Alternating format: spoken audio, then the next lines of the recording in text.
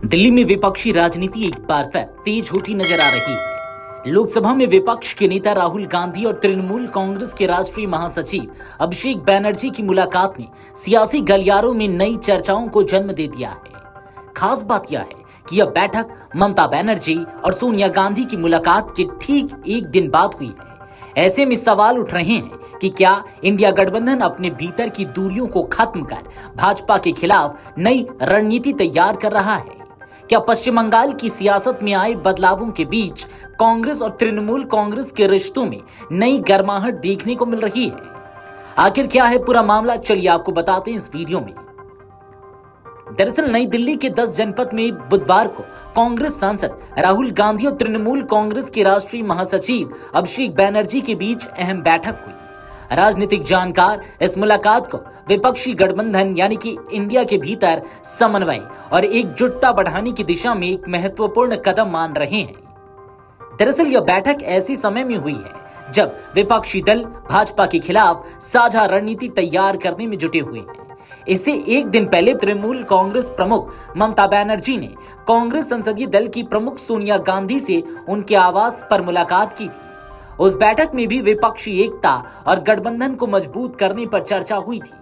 सूत्रों के मुताबिक राहुल गांधी और अभिषेक बैनर्जी की बातचीत हाल ही में हुई इंडिया गठबंधन की बैठक के संदर्भ में भी महत्वपूर्ण मानी जा रही है। उस बैठक में विपक्षी दलों ने यह स्वीकार किया था कि भाजपा का मुकाबला करने के लिए आपसी तालमेल और बेहतर समन्वय जरूरी है। इस मुलाकात का एक और राजनीतिक संदर्भ भी है।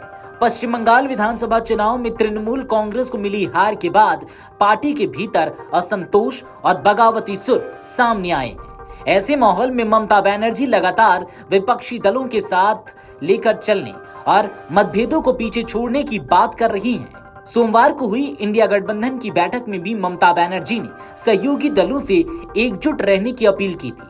उन्होंने कहा था कि जनता से जुड़े मुद्दों पर विपक्ष को मिलकर संघर्ष करना चाहिए और आपसी मतभेदों को राजनीतिक लक्ष्य के आड़े नहीं आने देना चाहिए। हालांकि राहुल गांधी और अभिषेक बैनर्जी की बैठक में क्या क्या चर्चा हुई, इसकी आधिकारिक जानकारी अभी सामने नहीं आई है, लेकिन राजनीतिक संकेत साफ है कि विपक्षी दल आगामी राजनीतिक चुनौतियों और चुनावी मुकाबलों को देखते हुए अपने रिश्तों को मजबूत करने की कोशिश कर रहे हैं।